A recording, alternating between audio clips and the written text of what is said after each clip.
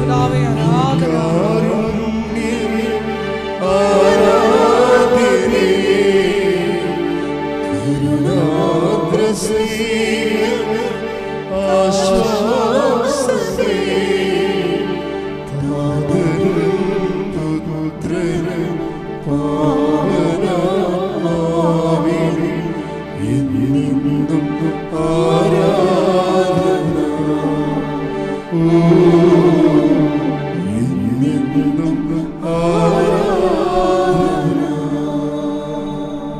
ഉടമ്പടിയുടെ ഒരു ഉദ്ദേശം അതാണ്. എന്താണ്? എൻ്റെ കർത്താവ് എന്നായാലും എൻ്റെ ശത്രുവിനെ കീഴ്പ്പെടുത്തും. അതുവരെ ഞാനെന്ത് ചെയ്യണം? ഞാൻ ഉടമ്പടി ജീവിച്ചുകൊണ്ട് ദൈവത്തിൻ്റെ വലത് ഭാഗത്തിരിക്കും. അതാണ് വിഷയം. അത് ഒരു നടപടിക്രമമാണ്. ഈ വലത് ഭാഗത്തിരിക്കുന്നവൻ എന്തു ചെയ്യും? അളിഞ്ഞ മോന്ത്യമായിട്ടാണ് ഇരിക്കുന്നത്. അതാണ് വിഷയം. വലത് ഭാഗത്തിരിക്കുന്നത് എന്ത് ചെയ്യും? കാറിക്കൂവി നിലയം പിടിച്ചുകൊണ്ടിരിക്കുക. എങ്ങനെ ഇരിക്കും നിങ്ങൾ? കർത്താവിൻ്റെ വലത് ഭാഗത്തിരിക്കുന്നവർ എങ്ങനെയാണ്? കാറിക്കൂവി നിലയം പിടിച്ചുകൊണ്ടിരിക്കുക. വിഷയം തീരണത് വരെ കാറിക്കൂവി നിലവിളിക്കുന്നവർ കർത്താവിൻ്റെ ഇടതുവശത്തായിരിക്കണത്. അതാണ് വിഷയം. അങ്ങനെ ഒരു വിഷയം ഇല്ല. സാത്താന് വേണ്ടി ഒഴിച്ചിട്ടിരിക്കുന്ന സ്ഥലമാണത്. അതുകൊണ്ടാണ് കർത്താവ് വലത് ഭാഗം എടുത്തു പറയണത്. ദൈവത്തിന് വലതും ഇടതും ഉണ്ടെന്നല്ല എൻ്റെ അർത്ഥം. മറിച്ചെന്താണ്? ദൈവത്തിൻ്റെ വചനമനുസരിച്ച് ജീവിക്കുന്ന ആൾക്കാരെ സൂചിപ്പിക്കാനാണ് വലത് ഭാഗവും ഇടത് ഭാഗവും ഒക്കെ പറയണത്. അല്ല ദൈവത്തിന് വലതും ഇടതും ഉണ്ടായിട്ടല്ല. ദൈവവചനമനുസരിച്ച് ജീവിക്കുന്ന നമ്മൾ അങ്ങനെയാണ് ഉടമ്പടിയിൽ പറയണത്. എന്താണ്? അവൻ പറഞ്ഞതുപോലെ ജീവിച്ചോളാം. അപ്പോൾ നമ്മൾ ഓട്ടോമാറ്റിക്കായിട്ട് എവിടെയാവും? ദൈവത്തിൻ്റെ വലതുഭാഗത്ത്. പക്ഷേ അവൻ പറഞ്ഞതുപോലെ ജീവിച്ചോളാമെന്ന് നമ്മൾ പറഞ്ഞ് ദൈവത്തിൻ്റെ വലതുവശത്ത് ഇരിക്കുമ്പോൾ, ആ വലതുവശത്ത് ഇരിക്കുമ്പോൾ ഉണ്ടാകുന്ന ഒരു ഡീസൻസി ഉണ്ട്. അത് കീപ്പ് ചെയ്യണം. നമ്മൾ എവിടെയാണ് ഇരിക്കണത് നോക്കിയിട്ട് അതിൻ്റെ ഒരു ഡീസൻസി ഉണ്ട്. ഇപ്പോൾ പള്ളി വരുമ്പോൾ നിങ്ങൾ പള്ളിയിൽ നിങ്ങൾ വരികയാണ്, നിങ്ങൾ നൈറ്റി ഇട്ടുകൊണ്ട് പള്ളി വരുമോ? അതാണ് പ്രശ്നം. അതിനൊരു നിങ്ങൾ അടുക്കളയിൽ കറി അരിയുമ്പോൾ നൈറ്റി ഇട്ടുകൊണ്ട് അല്ലെങ്കിൽ ചുരിദാർ ഇട്ടുകൊണ്ട് അല്ലെങ്കിൽ മോശം ഡ്രസ്സ് ഇട്ടുകൊണ്ട് നിങ്ങൾ അടുക്കള ജോലി ചെയ്യും. പക്ഷെ പള്ളി വരുമ്പോൾ നിങ്ങളെന്ത് ചെയ്യും? പോയി കുളിച്ച് ഒരുങ്ങി അത് കഴിച്ചിട്ടിട്ട് പുതിയ ഉടുപ്പിട്ടുകൊണ്ട് കർത്താവിൻ്റെ അടുത്ത് വരും അല്ലേ? അതാണ് സംഭവം. ആ ഡീസൻസി, ആ സ്ഥലത്തിൻ്റെ ഡീസൻസി ഉണ്ട്. ഉടമ്പടിയിൽ ആ ഡീസൻസി കീപ്പ് ചെയ്യണം. നിങ്ങൾ ഈ ഒരു കാലം നമ്മുടെ ശത്രുക്കളെ കീഴ്പ്പെടുത്തുന്ന വരെയാണ് നമ്മൾ എന്ത് ചെയ്യണം? അവൻ പറഞ്ഞതുപോലെ ചെയ്തുകൊണ്ട് കർത്താവിൻ്റെ വലതുവശത്ത് ഞാൻ ജീവിക്കേണ്ട ഒരു കാലമാണിത്. ഇപ്പോൾ കർത്താവിൻ്റെ വലതുവശത്ത് ഞാൻ ജീവിക്കുമ്പോൾ ഞാൻ എന്ത് ചെയ്യണം? ആ സ്ഥാനത്തിൻ്റെ ഡീസൻസി കീപ്പ് ചെയ്യണം. ആ സ്ഥാനത്തിൻ്റെ ഡീസൻസി അവിടെ ഇരുന്നുകൊണ്ട് അലമുറയിടാനും നിലവിളിക്കാനും ബഹളം ഉണ്ടാക്കാനും നോക്കിയിട്ട് കാര്യമില്ല. കാര്യം ആ സ്ഥാനത്തിന് പറ്റാത്തതാണത്. നിങ്ങൾ അവിടെ ഇരുന്ന് അലമുറ ഇടുകയും നിലവിളിക്കുകയും ബഹളം ഉണ്ടാക്കുകയും ചെയ്യണത് ആ സ്ഥാനത്തിന് പറ്റത്തില്ല. ആ സ്ഥാനത്തിന് എന്താണ്? എൻ്റെ കർത്താവ് എൻ്റെ ശത്രുവുമായി യുദ്ധത്തിലാണ്. അത് കീഴ്പ്പെടുത്തുന്ന വരെ ഞാൻ പ്രാർത്ഥിച്ചുകൊണ്ട് ഞാൻ കർത്താവിൻ്റെ തിരുസന്നിധിയിൽ അവൻ പറഞ്ഞതുപോലെ ചെയ്തുകൊണ്ട് പ്രത്യാശയോടെ എൻ്റെ ഉത്തരവാദിത്വം നിറവേറ്റും. പ്രത്യാശയോടെ ഞാൻ ഉത്തരവാദിത്വം പ്രത്യാശയാണ് എപ്പോഴും ഈ വലതുവശത്തിരിക്കുന്ന കാലത്ത് നമുക്ക് ഉണ്ടാവേണ്ടത്. പ്രത്യാശ എന്ന് പറയുമ്പോൾ അവിടെ എന്ത് പറ്റും? നിരാശ ഉണ്ടാകത്തില്ല. പ്രത്യാശ എന്ന് പറഞ്ഞാൽ ഉടനെ ബൈബിൾ പറയും രണ്ട് തരം പ്രത്യാശ ആൾക്കാർ സൂക്ഷിക്കുന്നുണ്ട്. ചില ആൾക്കാർക്ക് പ്രത്യാശയുടെ കൂടെ നിരാശയുണ്ട്. അത് പ്രത്യാശയായിട്ട് കൗണ്ട് ചെയ്യത്തില്ല. എന്താ കാര്യം? ബൈബിൾ എന്താ പറയണത്? പ്രത്യാശ നമ്മളെ നിരാശരാക്കുന്നില്ല. പ്രത്യാശ നിങ്ങൾക്ക് ഉള്ളതെങ്കിൽ ഇപ്പം നിങ്ങളുടെ വിസ 2ാം പ്രാവശ്യം റിജക്റ്റ് ചെയ്ത്, അപ്പം ഞാൻ ഇന്നലെ ഒരു പയ്യൻസ് വന്ന്, അപ്പം ഞാൻ 2ാം പ്രാവശ്യം റിജക്റ്റ് ചെയ്ത്, അപ്പം ഇനി എന്ത് ചെയ്യും അച്ഛാ എന്ന് എന്നോട് ചോദിച്ചു. ഞാൻ പറഞ്ഞു, മണ്ട നീ പഠിക്ക്, നീ ഉഴപ്പാണ് ആള്. നീ ആ PT എക്സാമിന് പരാജയപ്പെട്ടതുകൊണ്ടാണ് വിസ റിജക്റ്റായിരിക്കുന്നത്. അപ്പോൾ ഒന്നെങ്കിൽ നീ PT എക്സാം കവർ ചെയ്യണം, അല്ലെങ്കിൽ നീ വിസ വേറെ മാറ്റി പിടിക്കണം. ആ രാജ്യത്ത് നിന്ന് വേറെ വിസയിലേക്ക് പിടിക്കണം. കാര്യം ഇവന് പോകാൻ വേണ്ടി ഒരു അനുവാദം മെസ്സേജിലുണ്ട്. മെസ്സേജ് എടുത്തായിരുന്നു എഴുത്. 4 കൊല്ലമൊക്കെ ആകുമ്പോൾ മെസ്സേജ് എടുത്തില്ല, ശരിയാകത്തില്ല. കൺഫ്യൂഷൻ വന്നാൽ അച്ഛൻ മെസ്സേജ് എടുക്കും.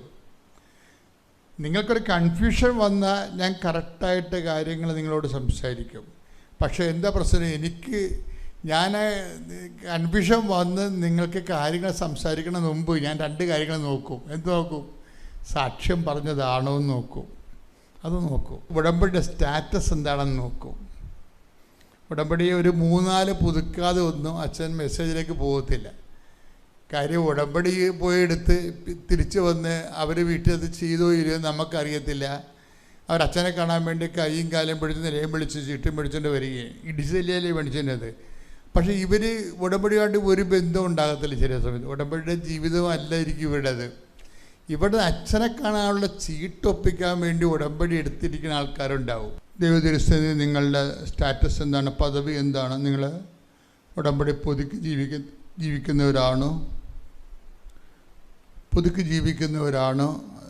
അതിന് സാക്ഷ്യം പറഞ്ഞവരാണോ, അതൊക്കെ എല്ലാം നോക്കും. സാക്ഷ്യം പറഞ്ഞാൽ നമുക്കുള്ള സന്തോഷം എന്താണെന്ന് വെച്ച് കഴിഞ്ഞാൽ അവർ ഓൾറെഡി ദൈവത്തെ മഹത്വപ്പെടുത്തിയിട്ടുള്ളതാണ്.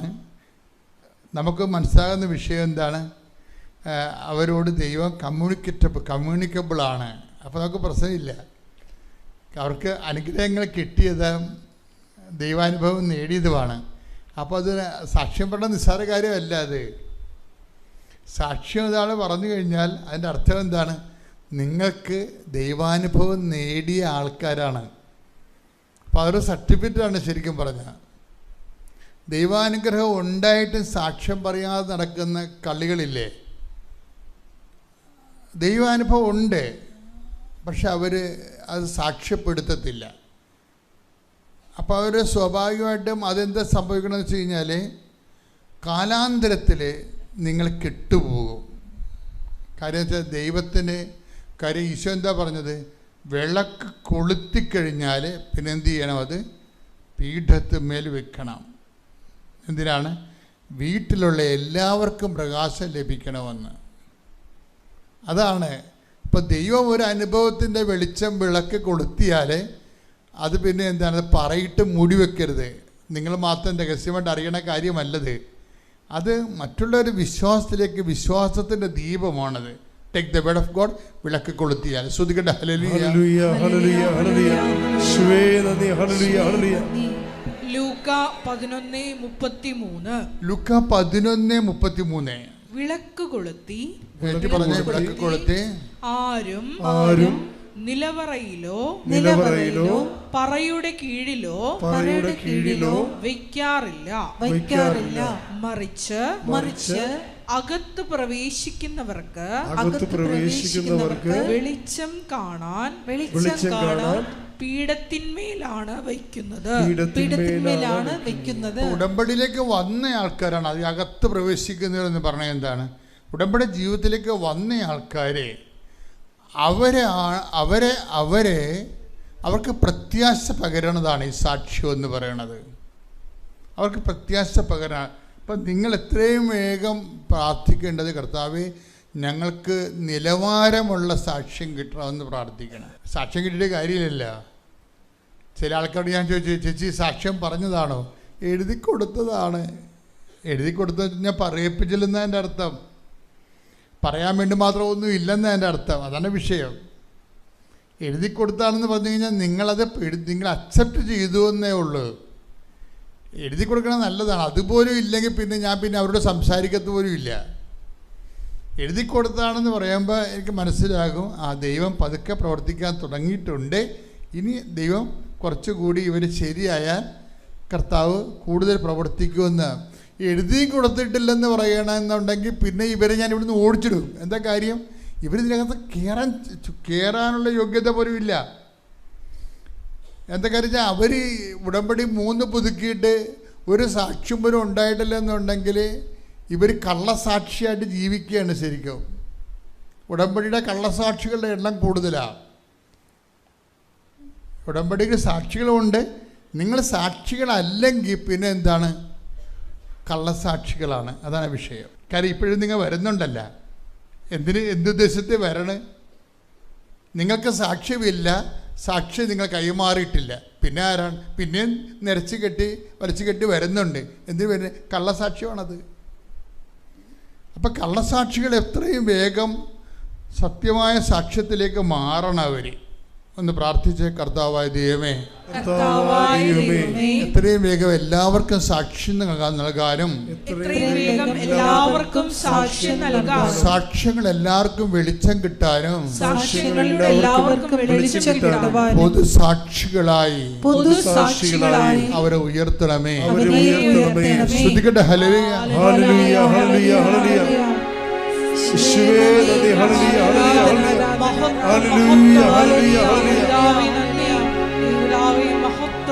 പരിശുദ്ധ ദൈവപിതാവിനും പുത്രനായ ഈശോയ്ക്കും പരിശുദ്ധ അമ്മയ്ക്കും സ്തുതിയായിരിക്കട്ടെ. എൻ്റെ പേര് മേരി ജെയിൻ. ഞാൻ 2019 ആദ്യമായി ഇവിടെ വന്ന് ഉടമ്പടി എടുത്തത്. അന്ന് മുതൽ ഇന്ന് വരെ ഞാൻ ഉടമ്പടിയിലാണ് ജീവിക്കുന്നത്. ഇത് എൻ്റെ 16ാമത്തെ ഉടമ്പടി പുതുക്കലാണ്. ഞാൻ ഈ നാളെത്രയും എനിക്ക് ഈ ഉടമ്പടികളിലൂടെ ലഭിച്ച അനുഗ്രഹങ്ങളാണ് ഞാൻ ആദ്യം പറയുന്നത്. വെഞ്ചിരിച്ച ഉടമ്പടി ഉപ്പ് ഉപയോഗിച്ച് ലഭിച്ച അനുഗ്രഹമാണ് ഞാൻ ആദ്യം സാക്ഷ്യപ്പെടുത്തുന്നത്. ഞങ്ങളുടെ വീട് റോഡരികിലാണ്. കാണ പോകുന്നതിന് കുറച്ച് താഴെയാണ് ഞങ്ങളുടെ റോഡ് സ്ഥിതി ചെയ്യുന്നത്. അതുകൊണ്ട് തന്നെ മഴ പിടിച്ചു കഴിയുമ്പോൾ കാണയിൽ വെള്ളം നിറയുകയും ഞങ്ങളുടെ റോട്ടിലേക്ക് ഇത് വലിയ പ്രവാഹമായിട്ട് ഒഴുകി വരികയും ഈ മലിനജലം ഞങ്ങളൊരു 10 വീട്ടുകാരുണ്ട് അവിടെ എല്ലാവരുടെയും വീടുകളിൽ തന്നെ ഇത് കയറുകയും ഭയങ്കരം അവിടെ നിന്ന് മാറി താമസിക്കേണ്ടി വരികയും ചെയ്യുന്നു.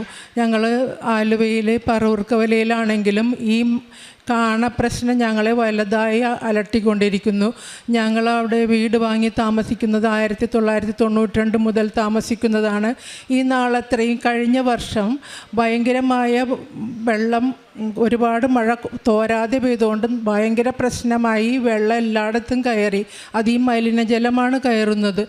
അതിന് ഒരു പരിഹാരമില്ലാതെ വിഷമിച്ച് ഏറ്റവും അവസാനം ഞങ്ങൾ കളക്ടറുടെ പ്രത്യേക അനുവാദം വാങ്ങി കാണയിലേക്ക് വെള്ളം ഒഴുകിപ്പോകുന്ന ഒരു വഴിയുണ്ട്. അത് തുറന്നു നോക്കാൻ ഓർഡർ ഇട്ട് അവിടെ ചെന്ന് തുറന്നു കഴിഞ്ഞപ്പോൾ ഈ ഫോണിൻ്റെ കേബിളുകളെല്ലാം പോയിട്ട് അതിലൂടെ ഒരു തുള്ളി വെള്ളം പോലും അങ്ങോട്ട് പോകുന്നില്ല.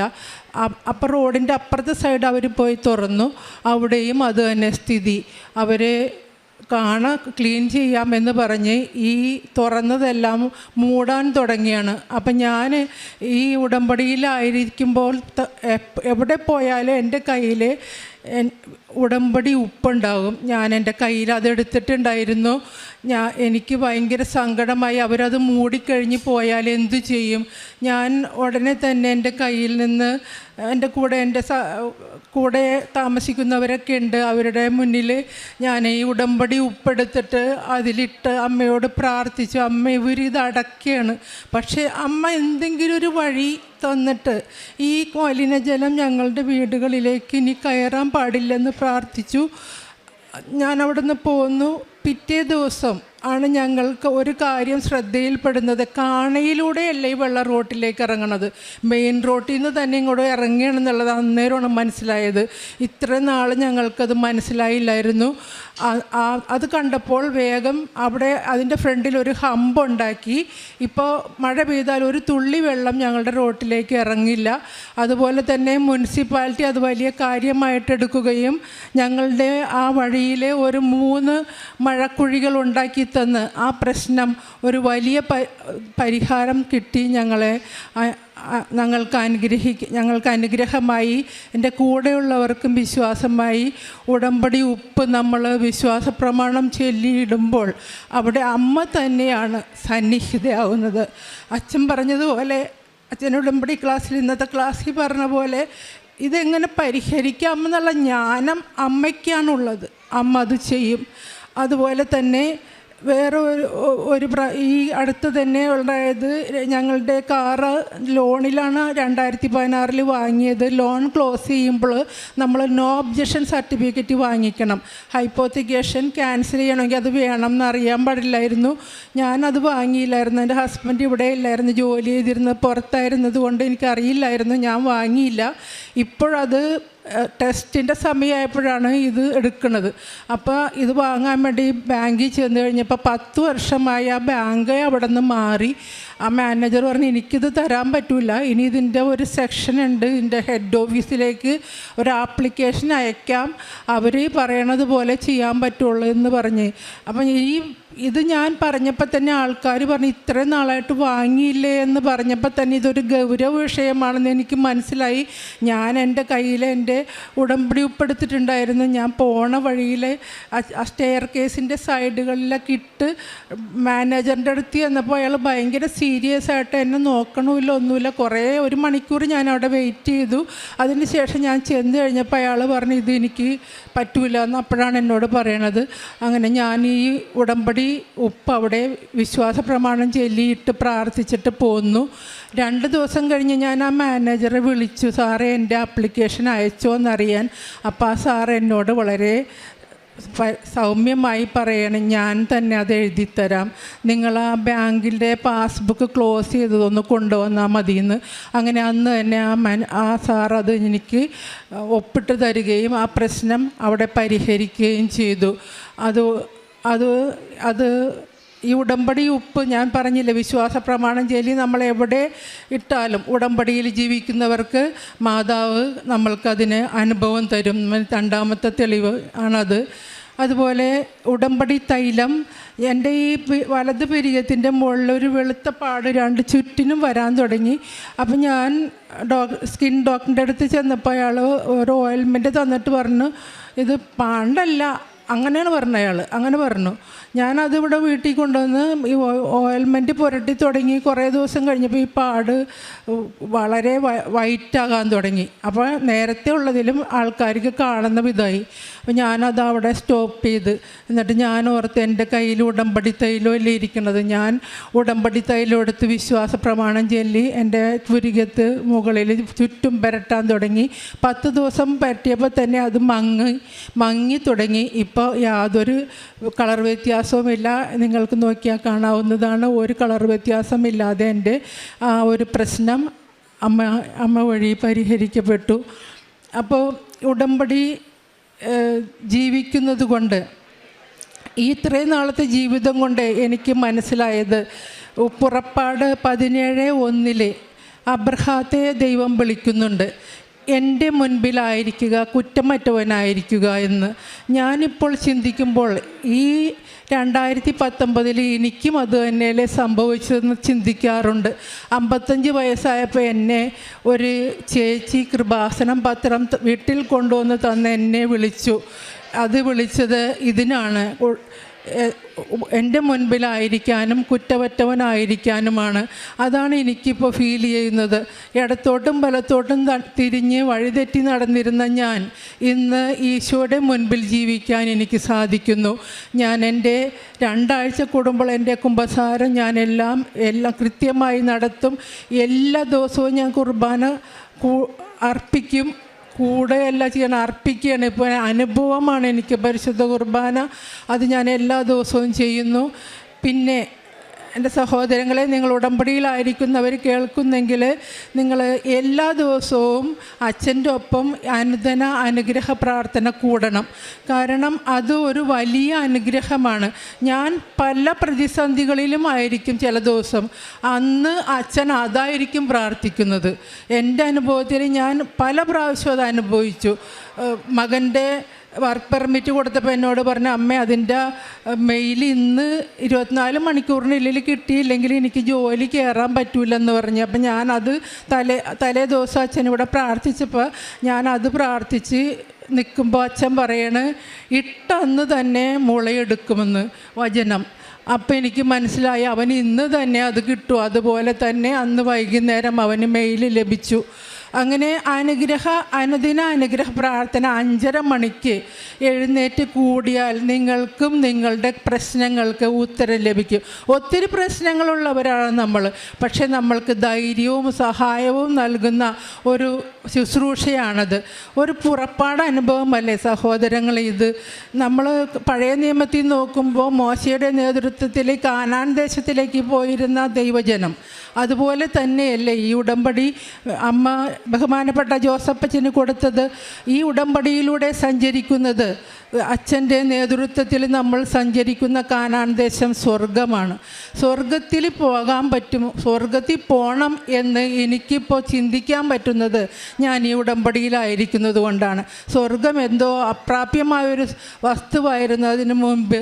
പക്ഷേ ഇപ്പം എനിക്ക് മനസ്സിലായി സ്വർഗത്തിൽ പോകാൻ എനിക്കും പറ്റും. ആ ഒരു രീതിയിലേക്ക് എൻ്റെ ജീവിതം മാറ്റാൻ ഈ ഉടമ്പടിക്ക് സാധിച്ചു. ഞാൻ പണ്ട് ഭയങ്കര ഭയവും നിരാശയും ഒക്കെ ഉള്ള ആളായിരുന്നു. ഇപ്പം എനിക്ക് ഭയമേ ഇല്ല എന്ന് വിചാരിച്ച് പ്രശ്നങ്ങളില്ലല്ലോ, 100 പ്രശ്നങ്ങളുണ്ടെങ്കിലും എനിക്ക് ഭയമില്ല, പ്രത്യാശയുണ്ട്. ആരും എൻ്റെ കൂടെ നടന്ന് എന്നെ സഹായിക്കുന്നു, പിടിച്ചു നടത്തുന്ന അനുഭവമാണ് ഉടമ്പടിയിൽ എനിക്ക് ഈ നാളത്രയും അനുഭവിക്കാൻ കഴിഞ്ഞത്. അതുപോലെ ഉടമ്പടിയിൽ ആയിരിക്കുമ്പോൾ ഞാൻ ഇത്രയും നാൾ ഉടമ്പടിയിൽ ജീവിച്ചു, ഇനിയും എനിക്ക് എൻ്റെ ജീവിതകാലം മുഴുവൻ ഇതിൽ ജീവിക്കണമെന്നാണ് ആഗ്രഹം. എൻ്റെ പ്രേക്ഷിത പ്രവർത്തനം എന്ന് പറയുന്നത് ഇവിടെ നിന്ന് കിട്ടുന്ന കൃപാസനം പത്രം ഞാൻ എല്ലാ വഴികളിലും റോഡുകളിലൂടെ പല ദിക്കുകളിലേക്കും പോയി, ഓരോ പ്രാവശ്യം പോയ ദിക്കിൽ പിന്നെ പോകില്ല, പോയി ഓരോരുത്തരോടും പറഞ്ഞു കൊടുക്കും. ചിലർ വളരെ നല്ല അനുഭവത്തോടെ അത് വാങ്ങിക്കും, ചിലർ നമ്മളെ കളിയാക്കും. ഒരു മകൻ ഒരു പ്രാവശ്യം ഒരു വീട്ടിൽ കയറി ചെന്നപ്പോൾ ആ മകൻ പറഞ്ഞ്, കൃപാസനം എനിക്കറിയാം, കൃപാസനത്തിൽ മാതാവ് ഉണ്ടായിരുന്നില്ലെന്ന്.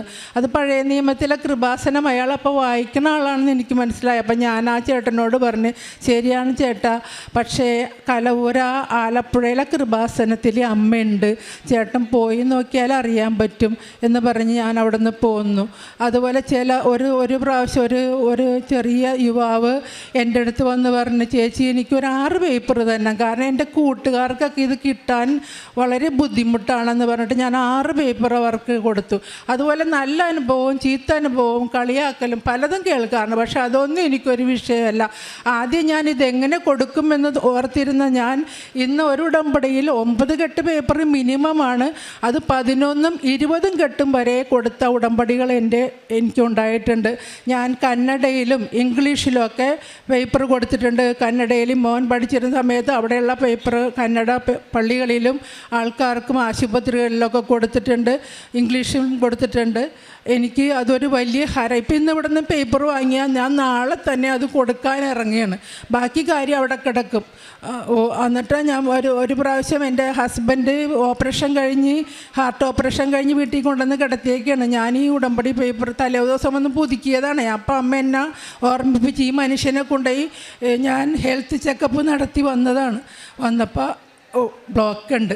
അങ്ങനെ ഓപ്പറേഷൻ കഴിഞ്ഞ് പിറ്റേ ദിവസം ഞാൻ ഈ മനുഷ്യനെ അവിടെ കിടത്തിയിട്ട് എൻ്റെ ഉടമ്പടി പത്രം കൊടുക്കാൻ പോയി. 1.5 മണിക്കൂർ കൊണ്ട് ഞാൻ ഒരു റോട്ടിൽ കൂടെ നടന്നിത് കൊടുത്ത് തിരിച്ചു പോകുന്നു. അതൊരു വലിയ ഹരമാണ് എനിക്ക്. ഒത്തിരി മക്കൾ അതിലൂടെ രക്ഷപ്പെടുന്നുണ്ട്, ഒത്തിരി മക്കൾ അതിലൂടെ ദൈവസ്നേഹം അറിയുന്നുണ്ട് എന്ന് എനിക്കറിയാം. ഞാൻ അതുകൊണ്ടാണ് ഇന്നിവിടെ നിൽക്കുന്നത്. അതുപോലെ എൻ്റെ കാരുണ്യപ്രവൃത്തി എന്ന് പറയുന്നത്, ഞാൻ കാരുണ്യപ്രവർത്തനത്തിന് പോകുന്നത് ഒരു അസീസി ഭവൻ കോട്ടപ്പുറം രൂപതയുടെ കീഴിലുള്ള ഒരു ഓൾഡേജ് ഹോമാണ്. അവിടെയുള്ള മക്കൾ മാനസികമായും ശാരീരികമായും വൈകല്യം അനുഭവിക്കുന്ന വൃദ്ധരായ ആൾക്കാരും ചെറുപ്പക്കാരും ഉണ്ട്. അവർക്ക് മാനസികമായും വൈകല്യമുണ്ട്. അവരെ ശുശ്രൂഷിക്കാൻ ഞാൻ എല്ലാ ആഴ്ചയിലും പോകും. അവരെ ഡയപ്പറൊക്കെ കെട്ടിയാണ് നമ്മൾ കിടത്തണത്. പിറ്റേ ദിവസം പോയി അവരെ കുളിപ്പിക്കും. അവരുടെ എല്ലാ വൃത്തികേടുകളായിട്ടായിരിക്കും കിടക്കണം, എന്നാലും അവരെല്ലാം കുളിപ്പിച്ച് അവരുടെ ആ ഒരു ചിരിയുണ്ടല്ലോ, അത് കാണുമ്പോൾ നമുക്ക് ഭയങ്കര ഒരു അനുഭവം, ഇത്രയും നാൾ നമ്മൾ ജീവിതത്തിൽ അനുഭവിക്കാത്തൊരു അനുഭൂതിയാണ്. ചില സമയത്ത് എനിക്ക് സങ്കടം വരാറുണ്ട്, ഈശോയുടെ ഒരവസ്ഥ എന്നെനിക്ക് തോന്നാറുണ്ട്. ആരും നോക്കാതെ അവിടെ കൊണ്ടുവന്ന് നിർത്തിയിരിക്കുന്നവരാണ് അവർ. അതുപോലെ അവിടെ ഉള്ള സിസ്റ്റേഴ്സ് ആർക്കും അവർക്ക് പണം ലഭിക്കാൻ ഒരു മാർഗമില്ലാത്തവരാണ്. വേറെ ഒരു വിദ്യാഭ്യാസ സ്ഥാപനം അങ്ങനെയൊന്നുമില്ല. അപ്പം നമ്മളെപ്പോലെയുള്ള മക്കൾ ദശാംശവും നമ്മുടെ ശരീരം കൊണ്ടുള്ള അധ്വാനവും ഒക്കെയാണ് അവർക്ക് കൊടുക്കാൻ പറ്റുന്നത്. അപ്പം ഞാൻ അവർക്ക് സാധനങ്ങൾ വാങ്ങിക്കൊടുത്തും സഹായിക്കാറുണ്ട്. ഞാൻ അവിടുത്തെ ഒരു ആളായി തീർന്നേക്കാണ് ഇപ്പോൾ. എൻ്റെ ഹസ്ബൻഡും എൻ്റെ കൂടെ വരും, എൻ്റെ മോനുണ്ടായിരുന്നപ്പോൾ അവനും വരും. ഞങ്ങൾ കുടുംബത്തോടെ അവിടെ ശുശ്രൂഷ ചെയ്യുന്നവരാണ്. പിന്നെ പഠിക്കാൻ കഴിവില്ലാത്ത 2 മക്കളെ ഞാൻ പഠനത്തിൻ്റെ ഫീസ് കൊടുത്ത് സഹായിക്കുന്നുണ്ട്. 3-4 പേർക്ക് മാസം മരുന്ന് വാങ്ങാൻ വിധവകളായവരെ സഹായിക്കുന്നുണ്ട്. ഇതൊക്കെ എൻ്റെ ഒറ്റ കൈ കൊണ്ടുള്ള പൈസയല്ല, ഞാൻ ആൾക്കാരോടൊക്കെ ചോദിച്ച് നല്ല മനസ്സുള്ളവരെ സഹായിക്കും. അങ്ങനെ ഞാൻ അവർക്ക് ചെയ്തു കൊടുക്കുന്നു. അതൊക്കെയാണ് എൻ്റെ കാരുണ്യ പ്രവൃത്തികൾ. ഇനി എല്ലാത്തിനും മാതാവിനും ഈശോയ്ക്കും ഞാൻ നന്ദി പറയുന്നു. ഇനിയുള്ള ജീവിതവും ഈ ഉടമ്പടിയിൽ ജീവിക്കണമെന്ന് ഞാൻ ആഗ്രഹിക്കുന്നു. കഴിഞ്ഞ ചൊവ്വാഴ്ച അച്ഛൻ പറഞ്ഞ് ക്ലാസ്സിൽ യോഹന്നാൻ 15:16 ഞാൻ നിങ്ങളെ തിരഞ്ഞെടുക്കുകയല്ല, നിങ്ങളെ ഞാൻ തിരഞ്ഞെടുക്കുകയാണ് ചെയ്തത്. അത് ഫലം പുറപ്പെടുവിക്കുന്നതിനും ആ ഫലം നിങ്ങളിൽ നിലനിൽക്കുന്നതിനും വേണ്ടിയാണെന്ന് പറഞ്ഞതോടുകൂടി എൻ്റെ ഉത്തരവാദിത്തം അവസാനിക്കുന്നില്ല. എൻ്റെ ജീവിത അവസാനം വരെ ഇത് ഉത്തരവാദിത്തപ്പെടുത്തിയേക്കണമെന്നുള്ള ബോധ്യം കൂടി എനിക്ക് ലഭിച്ചു. ഈ അൾത്താരയിൽ കയറി നിന്ന് എനിക്ക് ഈശോയെ സാക്ഷ്യപ്പെടുത്താൻ സഹായിച്ച പരിശുദ്ധ അമ്മയ്ക്കും ഈശോയ്ക്കും പിതാവിനും ഒത്തിരി നന്ദി പറഞ്ഞുകൊണ്ട് ഞാൻ എൻ്റെ സാക്ഷ്യം നിർത്തുന്നു.